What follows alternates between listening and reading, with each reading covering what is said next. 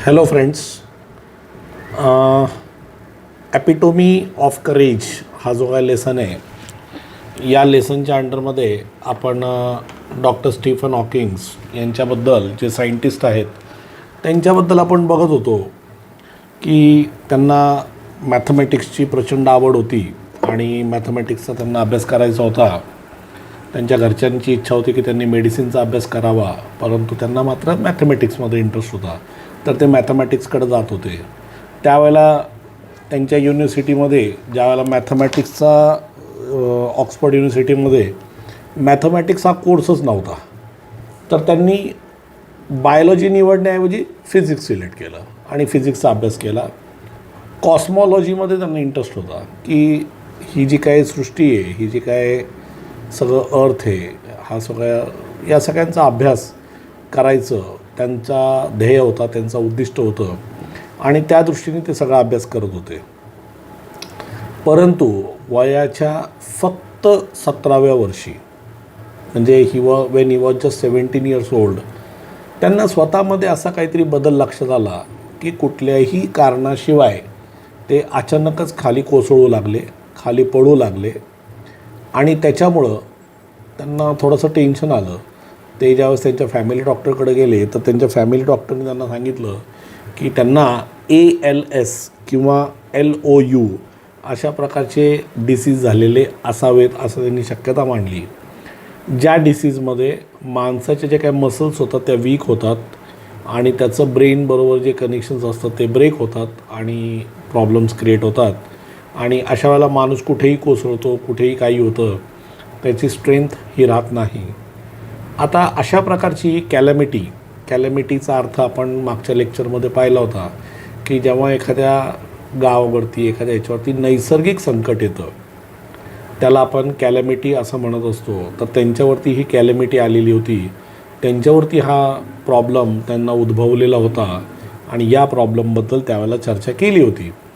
आता यापुढे आपल्याला बघायचं आहे की डॉक्टर स्टीफन हॉकिंग्सनी किंवा हे जे काही स्टीफन हॉकिंग जे सायंटिस्ट आहेत यांनी त्यांच्या त्या प्रॉब्लेमवरती कशी मात केली आणि कशा पद्धतीने त्यांनी एक सायंटिस्ट म्हणून नाव कमावलं. वयाच्या फक्त 17व्या वर्षी आजारी पडलेले आहेत ते, काय वयाच्या 17व्या वर्षी सायंटिस्ट बनून सायंटिस्ट या नावलौकिकाला आल्यानंतर ते आजारी नाही पडले. वयाच्या फक्त 17व्या वर्षी ते आजारी पडलेले आहेत, ज्या वेळेला समाज त्यांना नीट ओळखतसुद्धा नव्हता.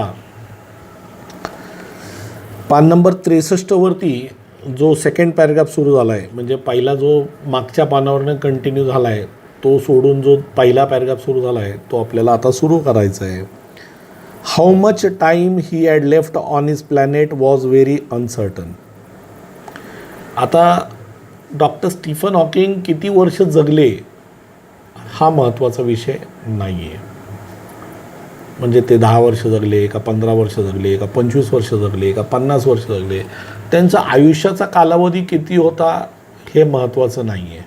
म्हणजे थोडक्यात लेखकाला या ठिकाणी म्हणायचं आहे की माणूस किती काळ जगतो हे महत्त्वाचं नाही आहे. माणसाचे जे लाईफ आहे हे किती वर्षांचं आहे किंवा किती कालावधी आहे हे महत्त्वाचं नाही आहे. आपल्याकडे भरपूर अशी उदाहरण, रामानुजनसारखा माणूस मॅथमॅटिशियन, वयाच्या फक्त 32व्या वर्षी त्यांचं निधन झालं, पण वयाच्या 32व्या वर्षी जरी निधन झालं असलं तरी आज मॅथमॅटिक्सचं नाव काढलं की रामानुजनचं नाव हे प्रमुख आणि महत्त्वपूर्ण सायंटिस्टमध्ये किंवा महत्त्वपूर्ण लोकांमध्ये त्यांचं नाव घेतलं जातं. का तर त्यांनी त्या वयाच्या 32पर्यंत त्यांनी तेवढे शोध लावलेले होते, त्यांनी तेवढे शोध लावले, त्यांनी तेवढे स्वतःची काबिलियत, स्वतःची पॉवर, स्वतःचं कौशल्य त्यांनी त्या वयापर्यंत स्वतःचं सिद्ध केलेलं होतं. How much time he had left on this planet was very uncertain. Uncertain म्हणजे अनिश्चित. The prognosis was bad and the doctor said they could not do much. म्हणे की ती किती वर्ष जगतील किंवा किती वर्ष जगले हे महत्त्वाचं नाही आहे. डॉक्टरांचं म्हणणं होतं की त्याचं जे काही प्रोग्नोसिस आहे, आता प्रोग्नोसिसचा अर्थ शेजारी दिला आहे बघा. प्रोग्नोसिस म्हणजे काय? Forecast of a future health condition. म्हणजे भविष्यामध्ये यांची तब्येत कशी राहील किंवा हा माणूस कशा पद्धतीने जगेल किंवा यांच्या तब्येतीची काय परिस्थिती असेल हे कोणीही सांगू शकत नाही. फोरकास्ट करणे म्हणजे पूर्व अंदाज बांधणे किंवा पूर्व आधीच सांगणे की बाबा काय पद्धतीचं राहील. And the doctor said they could not do much. आणि डॉक्टरांनी सुद्धा माघार घेतलेली. डॉक्टर म्हणले आम्ही जास्त काही करू शकू असं आम्हाला वाटत नाही. Undaunted Stephen decided to continue his research and even got engage to Jane Wilde. म्हणे की अनडॉन्टेड म्हणजे कुठल्याही प्रकारे न खचलेले. अनडॉन्ट म्हणजे न खचणे. ॲक्च्युली डॉन्टेड म्हणजे घाबरलेले, खचलेले. आता अनडॉन्टेड, अन लावला म्हणजे विरुद्धार्थी झालं. जसं काय हॅप्पीचा अनहॅप्पी करतो आपण, तसं इथं डॉन्टचा अनडॉन्ट झालं. अनडॉन्टेड म्हणजे न खचलेले किंवा न त्रासलेले, न घाबरलेले. Stephen decided to continue his research work. स्टीफननी ठरवलं की माझं जे काय रिसर्च वर्क आहे ते मी कंटिन्यू करणार, ते मी चालू ठेवणार आहे.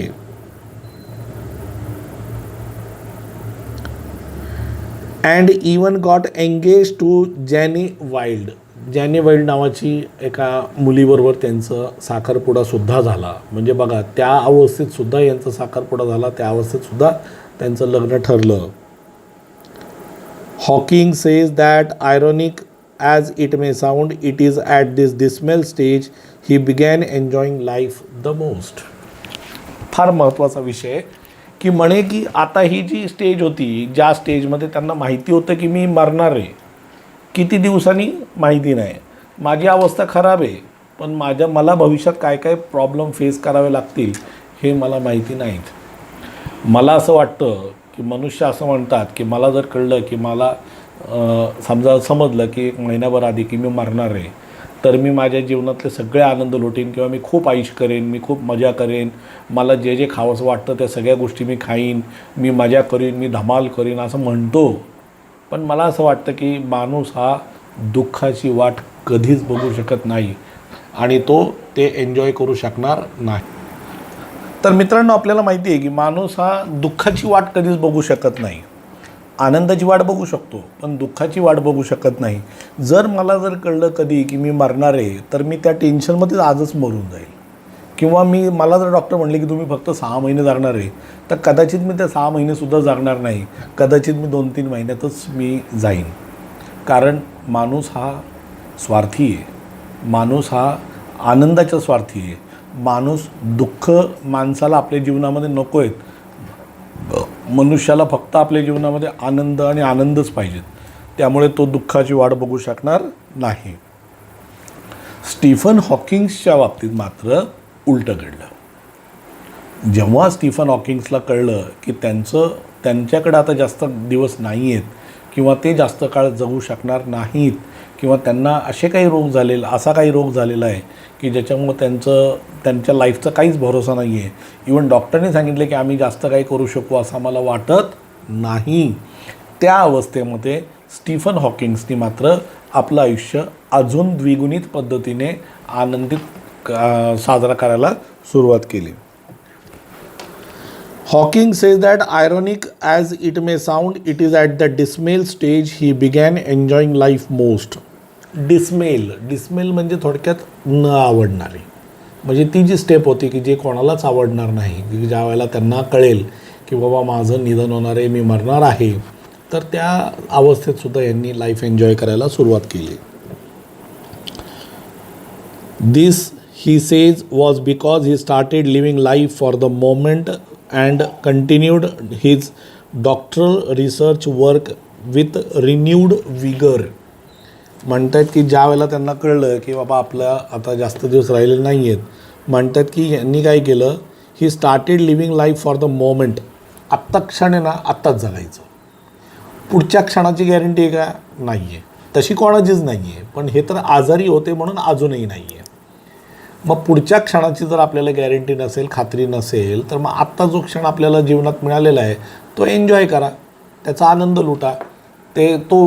तो क्षण का वाया घालवायचा किंवा त्या क्षणी दुःख साजरं करून काय होणार आहे असं स्टीफन हॉकिंगला म्हणायचं आहे.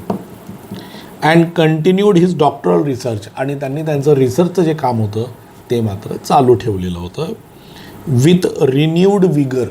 आता रिन्यूड विगर म्हणजे काय? दुप्पट जोमाने.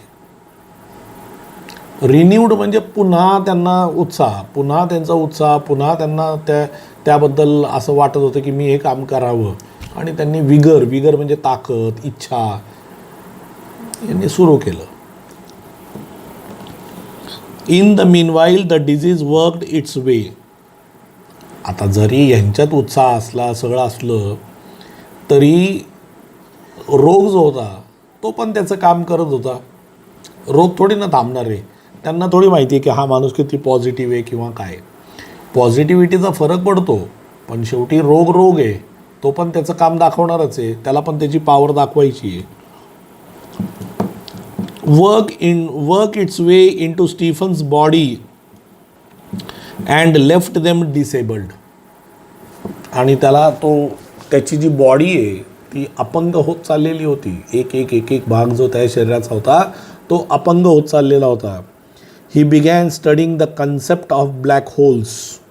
त्यांनी काय केलं, the concept of black holes तो स्टडी त्यांनी सुरू केला. कन्सेप्ट म्हणजे थोडक्यात त्याबद्दलची माहिती. To get his PhD by this time, to get his PhD, त्यांना PhD करायची होती, आणि PhD करण्यासाठी त्यांनी ब्लॅक होलची जी कन्सेप्ट होती त्याचा रिसर्च त्यांनी सुरू केला. By this time he was confined to a wheelchair. Confined to, अंथरुणाला खिळणे. ॲक्च्युली एखाद्या गोष्टीला खिळणे. कन्फाइंडचा अर्थ होतो एखाद्या गोष्टीला खिळणे. आता या ठिकाणी कन्फाइंड टू व्हीलचेअर म्हणजे ते कंटिन्युअसली व्हीलचेअरवरती स्थिर झाले. एखादा म्हातारा माणूस असतो तो बेडवरतीच असतो कंटिन्युअसली. म्हणजे त्यांचं खाणं पिणं इतरत्र सगळ्या नैसर्गिक विधी ज्या काय असतात ह्या सगळ्या बेडवरतीच कराव्या लागतात. त्यांना उतरता येत नाही, उठता येत नाही, बसता येत नाही. मग त्याला आपण म्हणतो कन्फाइंड टू बेड. आणि इथं म्हणले कन्फाइंड टू व्हीलचेअर म्हणजे ते कुठं खिळले होते, अंथरुणाला खिळले होते.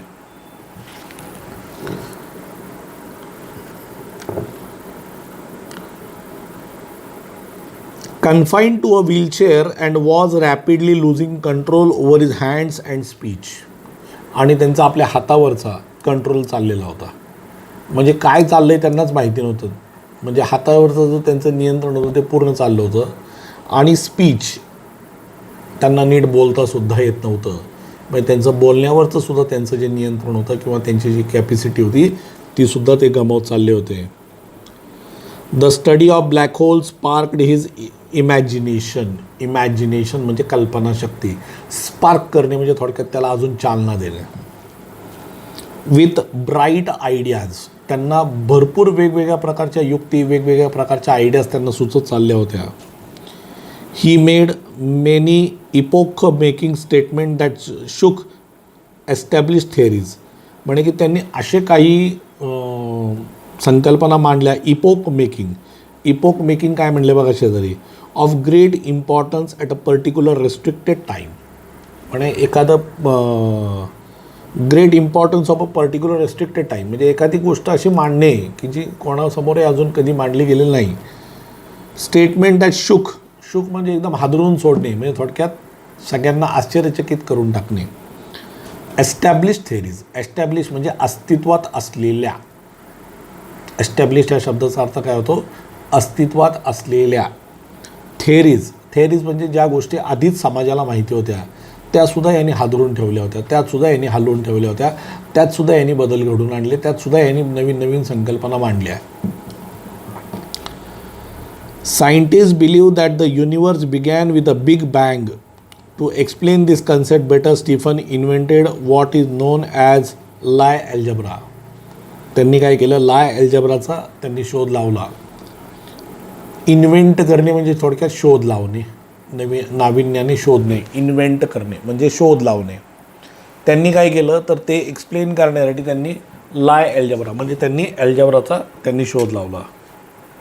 दो confined to a wheelchair with no control over his body save a finger and with a computer to help him express his thoughts.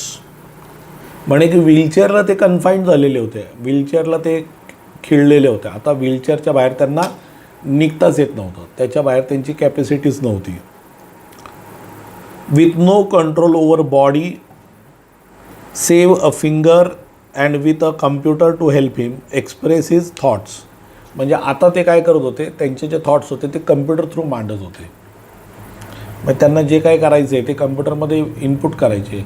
कम्प्युटरमध्ये इनपुट करण्याचे वेगवेगळ्या मेथड, बाबा स्पीकर थ्रू, वेगवेगळ्या मेथडनी.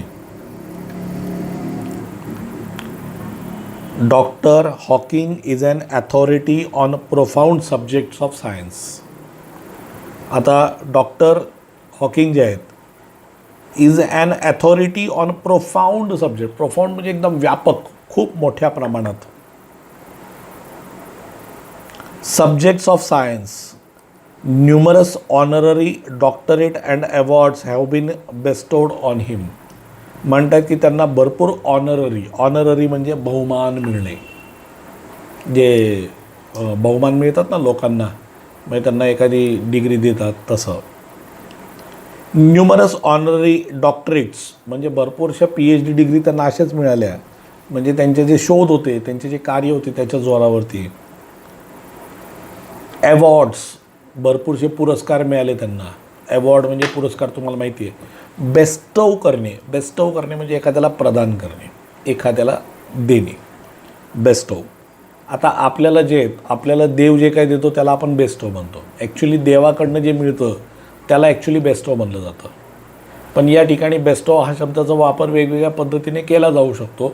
तसं या ठिकाणी म्हटले की डॉक्टर स्टीफन हॉकिंगला त्यांनी भरपूरसे अवॉर्ड्स आणि भरपूरशा डिग्रीज PhDच्या ह्या त्यांना बेस्टव केल्या गेल्या, त्यांना प्रदान केल्या गेल्या, त्यांना बहाल केल्या गेल्या. He is a fellow of the royal society. Royal society जी सायंटिस्ट लोकांची सर्वोच्च अशी सोसायटी म्हणली जाते, त्याचे ते ही इज अ फेलो, त्याचे ते मेंबर होते. And a member of US national academy of sciences. United स्टेट्सचं जे काही नॅशनल अकॅडमी आहे त्याचेसुद्धा ते मेंबर होते. In spite of being considered Einstein equal in intelligence. Einstein जे आहेत इक्वल इन इंटेलिजन्स म्हणजे त्यांचं knowledge equal. Doctor Hawking is a very humble man. म्हणजे डॉक्टर हॉकिंग हे अतिशय नम्र, हंबल म्हणजे नम्र, विनम्र व्यक्तिमत्व, जे कधी रागवत नाही, काही नाही, एकदम मितभाषी, चांगलं बोलणार, व्यवस्थित बोलणार, अशा प्रकारचा स्वभाव असलेली जी व्यक्ती असते त्यांना आपण हंबल म्हणतो. तर डॉक्टर हॉकिंग अतिशय हंबल व्यक्तिमत्व, अतिशय नम्र व्यक्तिमत्व. अ सिम्पल, साधं व्यक्तिमत्व. Down to earth man. Down to earth म्हणजे एकदम, म्हणजे जसं आपण म्हणतो ना अतिशय काय म्हणता येईल त्याला, साधं म्हणता येईल. पण डाऊन टू अर्थ म्हणजे एकदम असे विनम्र व्यक्तिमत्व, जसं ज्यांना कुठल्याही प्रकारची घमेंड नाही, कुठल्याही प्रकारचं हे नाही, अशा प्रकारचे. He has authored many books dealing with the awesome ideas keeping a layman in mind. म्हणतात की त्यांनी काय केले, भरपूरशी पुस्तकं लिहिलीत. आता आणि पुस्तकं लिहिताना त्यांनी काय केलं, साध्या माणसांना लक्षात ठेवलं. लेमॅन म्हणजे साधी माणसं, तुमच्या माझ्यासारखी. आता माझ्यासारखा एखादा माणूस ज्याला सायन्समधला काही गंध नाही किंवा सायन्स कळत नाही, अशा माणसाला सुद्धा ती पुस्तकं कळावीत सायन्सशी रिलेटेड, अशा प्रकारचं लिखाण त्यांनी केलं. म्हणजे की ज्यामध्ये त्यांना अशा प्रकारच्या काही संकल्पना त्यांनी मांडल्या की ज्यावेळेला एखादा साधा माणूससुद्धा वाचेल तर त्याला ते सगळं समजलं पाहिजे, त्याला ते कळलं पाहिजे. ऑसम हा शब्द म्हणजे काय, अतिशय सुंदर. आपण ऑसम म्हणतो ना, एखादी गोष्ट आपण आईने एखादा पदार्थ बनवला, आई म्हणते कसं झालं, आपण म्हणतो ऑसम झाला आहे. ऑसम म्हणजे एकदम अतिशय सुंदर. डील करणे म्हणजे थोडक्यात एखाद्याशी व्यवहार करणे किंवा एखाद्याबरोबर वागणूक देणे. Books dealing with awesome ideas म्हणजे बुक अशा टॉपिकवरती होते की ज्याच्यामध्ये भरपूरशा अशा विलक्षण आणि सुंदर आयडियाज मांडलेल्या होत्या. Keeping a layman in mind म्हणजे साधी माणसं ज्यांचं सायन्सशी काही रिलेशन नाही, अशा माणसांना लक्षात ठेवून लिखाण केलेलं होतं की जेणेकरून प्रत्येक व्यक्तिमत्वाला, प्रत्येक व्यक्तीला त्या सगळ्या संकल्पना क्लिअर झाल्या पाहिजेत, त्यांना ते कळलं पाहिजे. His writing is full of wit and humour. Wit and humour हे दोन शब्द जे आहेत त्यांचा अर्थ होतो की विट अँड ह्युमर म्हणजे जसं आपण एखाद्याला म्हणतो हजर जवाबी, त्याला आपण विट म्हणतो. ह्युमर म्हणजे थोडक्यात मनोरंजन किंवा कॉमेडी, फनी, त्याला आपण ह्युमर म्हणतो. म्हणजे विट आणि ह्युमर म्हणजे हजरजबाबीपणा, थोडक्यात फनी इन्सिडन्सेस, काही मनोरंजक कथा, अशा प्रकारचं त्यांचं ते लिखाण होतं. ही style is so lucid that non scientist can also understand him. Lucid एक शब्द परत आला इथे. लुसिड म्हणजे सुद्धा सिम्पल. आता जसं मी म्हटलं की साध्या माणसांना लक्षात ठेवून ते लिहित होते, तसं लुसिड म्हणजे काय तर एखादा कॉमन मॅन, सिम्पल. म्हणजे लुसिड म्हणजे त्यांची भाषा एवढी सिम्पल होती that non scientist can also understand him, की ज्या लोकांचा सायन्सशी काहीच संबंध नाही त्यांनासुद्धा आरामात या सगळ्या गोष्टी कळतील. हिज बुक, त्यांचं जे पुस्तक होतं a brief history of time, त्यांचं जे पुस्तक आहे a brief history of time is one of the best selling books of our times. म्हणजे त्या काळातलं जे पुस्तकं जी खूप खपायची, खूप विकली जात होती, असं ते पुस्तक होतं. आणि त्या पुस्तकाचं नाव काय होतं? A brief history of time, हे त्या पुस्तकाचं नाव होतं. लेखकाचं म्हणणं आहे की त्या काळात ते पुस्तक खूप खपत होतं, खूप विकलं जात होतं, खूप विकत घेऊन लोक ते वाचत होती. अतिशय प्रसिद्ध अशा प्रकारचं ते पुस्तक होतं.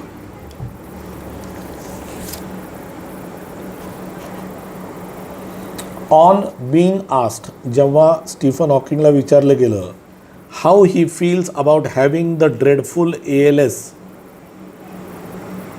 म्हणजे डॉक्टर हॉकिंगला ज्यावेळेला विचारलं की ALS सारखा रोग तुम्हाला झाल्याबद्दल तुम्हाला काय वाटतं, तुमची काय प्रतिक्रिया आहे. म्हणजे समजा एखादा माणूस आजारी आहे, म्हणजे समजा एखाद्या माणसाला ताप आला आहे आणि त्याला विचारलं कसं वाटते ताप आला आहे, तो म्हण काय राव कसं वैताग आला आहे, परेशान झालो आहे, असं झालं तसं झालं, जेवण जाईना आणि हे जाईना, आपण लगेच त्याच्यावरती कंप्लेंट सुरू करतो. पण स्टीफन हॉकिंग तसे नव्हते. स्टीफन हॉकिंगचं विचार फार वेगळे होते. On being asked how he feels about having the dreadful ALS, त्यांना ज्यावेळेला विचारलं की तुम्हाला हा भयानक ALS सारखा रोग झाला आहे तर तुम्हाला काय वाटतं आहे, तुमच्या फिलिंग्स काय त्या संदर्भात. Doctor Hawking, the quintessence of optimism and hope says, म्हणजे ज्यांना म्हणजे नाही का एक ज्याला आपण म्हणू शकतो की पॉझिटिव्ह एनर्जी किंवा पॉझिटिव्ह थॉट्सचं बेस्ट एक्झाम्पल ज्यांना आपण म्हणू शकतो, यामध्ये स्टीफन हॉकिंगचा नंबर लागू शकतो. की म्हणजे पॉझिटिव्हिटी एवढी याच्यापेक्षा जास्त असूच शकत नाही. म्हणजे ट्रिमेंडस पॉझिटिव्ह माणूस, नकारार्थी विचार डोक्यात नाही, रडकेपणा डोक्यात नाही, म्हणजे किटकिटा नाही, रिझन्स नाही, म्हणजे आपल्या आजारपणाच्या मागे लपायचं नाही आहे त्यांना, किंवा आजारपणाचं त्यांना भांडवल करायचं नव्हतं. म्हणून त्यांनी त्याच्यावरती काय उत्तर दिलं बघा, not very different from the rest, म्हणजे की बाकी रोगांसारखंच माझा रोग आहे, त्यात काही एवढं. ALS झालं म्हणजे काय असं मी काय लय VIP नाही झालो. इतर लोकांचे जसे रोग असतात, इतर लोकांचे जसे प्रॉब्लेम असतात, तसंच माझा प्रॉब्लेम आहे. I try and lead as normal a life as possible. ते म्हणतात की जेवढं नॉर्मल जीवन जगता येईल तेवढं नॉर्मल मी जीवन जगण्याचा प्रयत्न करतो. म्हणजे ALS झाला आहे म्हणून मी माझ्या काही गोष्टी थांबवल्यात किंवा काही गोष्टी मी करत नाही किंवा मला जमत नाही, असं काही नाही आहे. ज्या ज्या गोष्टी करता येतील त्या सगळ्या गोष्टी मी करत असतो, त्या सगळ्या गोष्टी मी फॉलो करतो.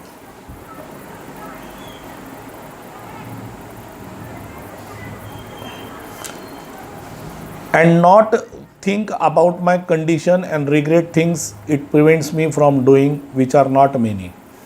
म्हणे की मला करता येत नाहीत किंवा अशा खूप कमी गोष्टी आहेत की ज्या मला रोग झाल्यामुळं मला करता येईना झाल्यात. म्हणजे मला ALS झाला आहे म्हणून मी करू शकत नाही, अशा गोष्टी फार कमी आहेत. त्यामुळं मी त्याच्याबद्दल कधीच दुःख करत नाही किंवा मला असं काही वाईट वाटत नाही, कारण मला जे काही करायचं असतं त्या सगळ्या गोष्टी मी करतो आहे. मग मी कुठल्या गोष्टीचं दुःख करू किंवा मी कुठल्या गोष्टीचा त्रास म्हणू, मला कुठल्या गोष्टीचा त्रास नाहीच आहे. तर मी का असा त्रास म्हणू किंवा मी का असं म्हणू की मला त्रास होतो आहे किंवा I am very much upset disappointed because of my disease असं मी का म्हणू. अशा कुठल्याच गोष्टी नाही आहेत की ज्याच्यामुळं मला त्रास होतो आहे.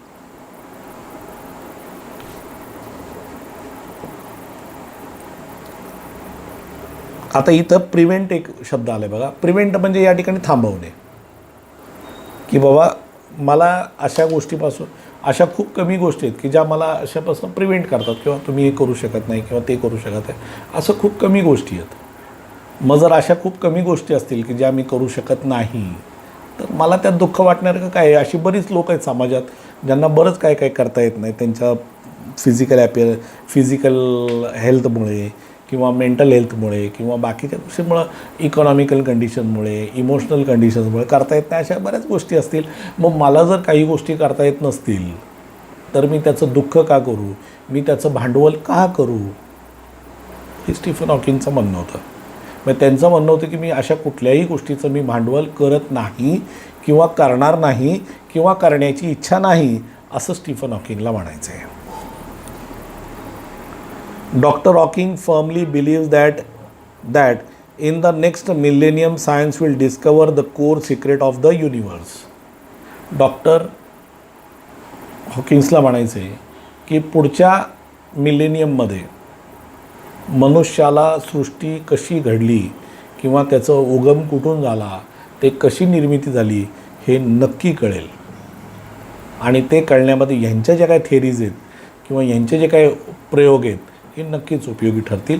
त्याच्याच आत्मविश्वासाच्या जोरावरती ते असं म्हणू शकतात की या गोष्टीमुळे, अशा गोष्टीमुळे असं घडत आहे.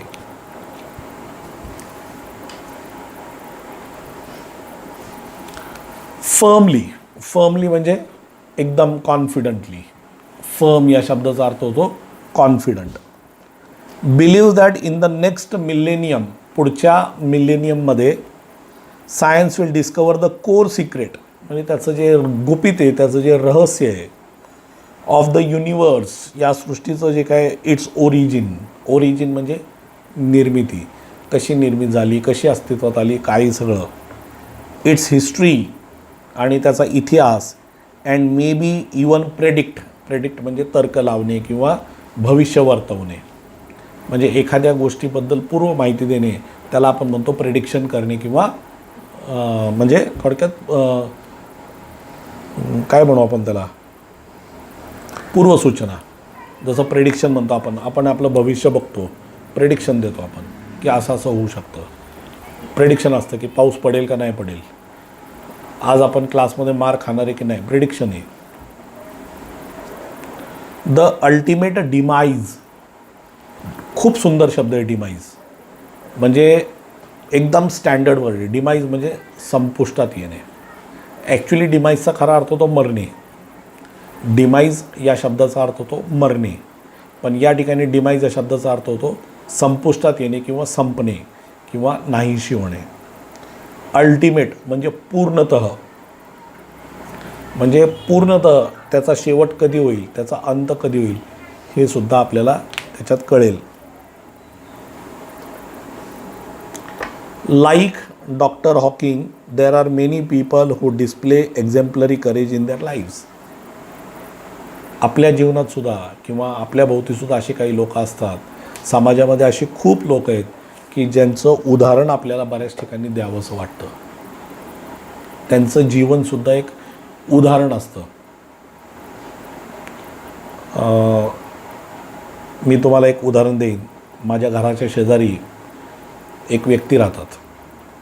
काही कारणास्तव मला त्यांच्याकडे जाण्याचा योग आला. मला म्हणजे मी त्यांना ओळखत नव्हतो, पण आता ती स्टोरी मोठी आहे की त्यांच्याकडे मी का गेलो, कसं गेलो. तर काही कारणास्तव मी आणि माझी मिसेस आम्ही दोघं त्यांच्या घरी गेलो. त्यांच्या घरी गेल्यानंतर ते दोघं नवरा बायको बसलेले होते. नवरासमोर खुर्चीवर बसला होता, बाई शेजारी एक छोटासा बेड होता, त्या बेडवरती त्या पडून होत्या. आम्ही गेल्यानंतर त्या उठून बसल्या. पहिल्यांदा आम्ही गेलो होतो, नमस्कार चमत्कार झाला. मी त्या काकांना म्हटलं, काका नमस्कार. त्यांनाही नमस्कार केला, आम्ही दोघांनी नमस्कार केला. त्यांनी ओळख करून दिली की मी अमुक अमुक, ती माझी मिसेस. म्हटलं काकू नमस्कार. आता त्यांनी ओळख करून दिल्यानंतर पुन्हा काहीतरी रिस्पॉन्स देणं गरजेचं असतं. मी पुन्हा त्यांना नमस्कार केला, मिसेसनी सुद्धा केला. त्यांनी सांगितलं ही माझी मिसेस आहे, ही 14 वर्ष झाले बेडवरती आहे. किती? 14 वर्ष झाले बेडवरती आहे. तिला पॅरालिसिसचा प्रॉब्लेम आहे. ती स्वतःचं काहीच करू शकत नाही, सगळं मी करतो. घरातलं सगळं काम, सगळा स्वयंपाक, सगळ्या गोष्टी मीच करतो. तिचंसुद्धा सगळं मीच करतो. म्हणजे तिला आंघोळ घालणे, तिचं जे काही नैसर्गिक विधी असेल, तिला खाऊ घालणं असेल, तिला झोपवणं असेल, या सगळ्या गोष्टी म्हणे मीच करतो. 14 वर्ष, हाईट ऑफ पेशन्स. मी म्हटलं काका 14 वर्ष झाले तुम्ही त्यांची सेवा करताय, आश्चर्याची गोष्ट आहे. I am shock to hear this. ते म्हणले, त्यांनी मला नावानेच हाक मारली, कारण ते खूप माझ्यापेक्षा वयाने मोठे आहेत. म्हणे अरे हे तर काहीच नाही म्हणे. म्हटलं का? म्हणे ही आजारी पडायच्या आधी माझी आई 30 वर्ष बेडवर होती.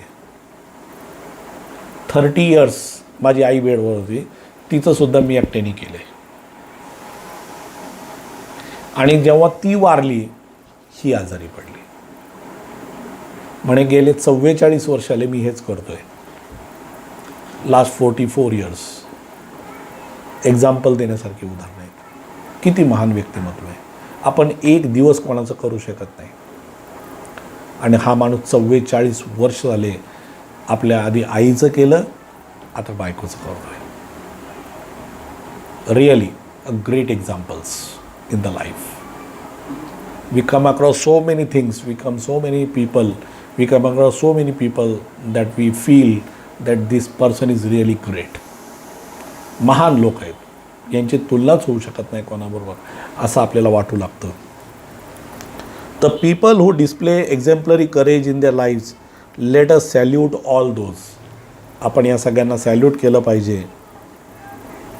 ऑल दोज ब्रेव पीपल, या सगळ्या शूर लोकांना आपण काय केलं पाहिजे? सॅल्यूट केलं पाहिजे. हू in spite of being disabled, जे जरी अपंग असले किंवा जरी ते कुठल्या तरी शरीराच्या भागाने किंवा क्षणी अपंग असले किंवा कमकुवत असले, strive to do their best. Strive, मेहनत करतात, प्रयत्न करतात. स्ट्राईव्ह हा शब्द पहिल्या पोएममध्ये गेलेला आहे बघा. Tireless striving stretches its arms towards perfection. Strive करणे म्हणजे प्रयत्न करणे, कष्ट करणे. म्हणजे ज्या वेळेला तुम्ही एखाद्या गोष्टीसाठी स्वतःला झोकून देता, स्वतः प्रयत्न करता, त्याला आपण टायरलेस स्ट्रायव्हिंग हार्ड म्हणतो आपण. तर ही लोक त्यांच्याकडं जे काय बेस्ट आहे ते देण्यासाठी त्यांचं सर्वस्व देऊन टाकतात आणि अथक परिश्रम, अथक प्रयत्न ती लोक करत असतात. याला आपण स्ट्रायव्हिंग म्हणतो. आणि ही लोक डिसेबल्ड असूनसुद्धा काय करतायत, तर त्यांच्या परीने पूर्णपणे प्रयत्न करतायत आणि त्यांच्याकडनं पूर्ण प्रयत्न करून ती लोक ह्याला फॉलो करतायत. मित्रांनो, हा धडा इथंच संपलेला आहे. The epitome of courage. आता मी आज तुम्हाला हे सांगू इच्छितो की आता जवळजवळ आपण बरेचसे धडे आणि कविता आपण पाहिले आणि बऱ्याचशा धड्यां कवितेंमध्ये तुम्हाला जर काही शंका असतील, कारण तुमचं आणि माझं डायरेक्ट कम्युनिकेशन काहीच नाही आहे. मी फक्त तुम्हाला व्हिडिओज सेंड करतो आहे, तुम्ही ते व्हिडिओज पाहताय, तुम्ही ते व्हिडिओजमधून सगळ्या गोष्टी समजून घेत आहे. माझ्या परीने मी पूर्ण प्रयत्न करतो आहे की कुठलीही शंका राहू नये. पण जरी तुम्हाला काही शंका राहिली तर मी आजच्या व्हिडिओमध्ये तुम्हाला माझा नंबर देतो आहे. क्लासनी तुम्हाला नंबर प्रोव्हाइड केला असेल, पण तरी मी स्वतःसुद्धा तुम्हाला परत एकदा नंबर देतो आहे. माझा नंबर आहे 98 9000 1655 989 000 1655 1655. हा माझा पर्सनल व्हॉट्सॲप नंबर आहे. तुम्ही तुमच्या ज्या काही शंका असतील तुम्ही मला व्हॉट्सॲपवरती सेंड करू शकता. तुमच्या ज्या काही व्यक्तिगत शंका असतील किंवा तुमचे काही डाऊट जर असतील ते मी तुम्हाला सॉल्व करून देईन. तुम्ही क्लासच्या ॲपवरती डाऊट सेंड केले का नाही मी कधी चेक नाही केले, कारण बाकीचे लेक्चर्स आणि त्यामध्ये एवढा वेळ मला मिळत नाही की मी ते सगळं चेक करू शकेन, आणि कदाचित आम्हाला त्या फॅसिलिटीज आहेत का नाही मला ते सुद्धा माहिती नाही आहे. तर म्हणून मी तुम्हाला माझा व्यक्तिगत नंबर सेंड करतो आहे की 98900165 या नंबरला तुम्ही मला एनरोल करू शकता. या नंबरला तुम्ही मला तुमचे डाऊट्स सेंड करू शकता. कॉल करू नका, तुमचे डाऊट व्हॉट्सअपला पाठवा, मी तुम्हाला व्हॉट्सअपवरती त्याचा रिप्लाय नक्की देईन. जर डाऊट व्हॉट्सअपवर सुटण्यासारखं नसेल तर माझ्याकडनं तुम्हाला कॉल येईल की बाबा याचं एक्सप्लेनेशन असं आहे, हे व्हॉट्सअपवरती सांगणं शक्य नव्हतं म्हणून मी तुम्हाला कॉल करतो आहे, म्हणून माझा कॉल येईल तुम्हाला. पण तुमच्या शंका या सोडवल्या जातील. कुठलीही शंका ही शंका राहणार नाही याची दखल मी पूर्णपणे घेईल, हे लक्षात ठेवा. आता नेक्स्ट लेक्चरपासून कदाचित आपण थोड्या ॲक्टिव्हिटीज स्टार्ट करणार आहे. तर ॲक्टिव्हिटीजसाठी प्रत्येकाला आपल्याबरोबर वही घेऊन आणि पुस्तक घेऊन बसणं गरजेचं आहे, जेणेकरून ज्या काही ॲक्टिव्हिटीज आपण एवढे लेसन जे शिकलो आहे त्या सगळ्या लेसनच्या आता आपण ॲक्टिव्हिटीज 1 बाय 1 सगळ्या सोडवणार आहे. काही ॲक्टिव्हिटी अशा असतील की ज्या मी आत्ता सोडवणार नाही आहे, कारण त्या ॲक्टिव्हिटीज जेव्हा आपण ऑफलाईन क्लासमध्ये भेटू तेव्हाच सोडवणार आहोत आपण. त्याचं कारण म्हणजे त्या ॲक्टिव्हिटीज एकतर अवघड असतील किंवा अतिशय महत्त्वपूर्ण असतील, तर त्या ॲक्टिव्हिटीज मात्र आपण नंतरच सोडवणार आहे. आता सध्या आपण फक्त या कॉमन ॲक्टिव्हिटीज ज्या आहेत याच सोडवणार आहोत. जर पॉसिबल झालं तुम्हाला, तुम्ही जर माझं जो रेग्युलर चॅनल आहे ग्रामर मेड इझी, हे जे माझं चॅनल आहे त्याला जर तुम्ही सबस्क्राईब केलं नसेल तर तुम्ही त्याला सबस्क्राईब करा. कारण आता तुम्ही जर ते 9वीत पाहिलं असेल ते चॅनल, नंतर पाहिलं नसेल तर तुम्ही स्वतःसुद्धा शॉक व्हाल. 700 सबस्क्रायबर क्रॉस झालेत आणि व्ह्यूज तर प्रचंड वाढलेले आहेत. तर तुम्हाला त्यामध्ये भरपूर चांगले चांगले व्हिडिओज मी पोस्ट केलेले आहेत आणि अजूनही करणार आहे. तर तुम्ही त्या चॅनलला सबस्क्राईब करा, जेणेकरून तुम्हाला चांगले चांगले टॉपिक्स तिथंसुद्धा मिळतील. जे टॉपिक मी इथं तुम्हाला देणार नाही आहे ते तिथं मिळणार आहेत, कारण त्याच्यामध्ये खूप छोटे छोटे टॉपिकसुद्धा 4-4, 5-5 मिनटाचेसुद्धा मी आता टाकणार आहे. काही इम्पॉर्टंट टॉपिक जे आपण रेग्युलरली कन्फ्यूज होतो तर ते मी तिथं टाकणार आहे. तर त्यामुळं तुम्हाला तो चॅनलसुद्धा सबस्क्राईब करणं गरजेचं आहे. त्या चॅनलचं नाव परत एकदा सांगतो, ग्रामर मेड इझी. एवढं तुम्ही जर टाकलं तर माझा फोटो तुम्हाला तिथं दिसेल, माझं चॅनल तिथं दिसेल, माझे व्हिडिओज तिथं तुम्हाला दिसतील.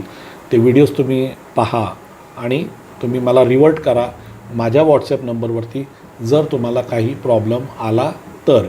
पण नेक्स्ट लेक्चरपासून तुमच्याकडे वही आणि पुस्तक या दोन्ही गोष्टी असणं गरजेचं आहे, कारण आपण त्याच्यावरती आता ॲक्टिव्हिटीज स्टार्ट करत आहोत. ठीक आहे. Thank you friends.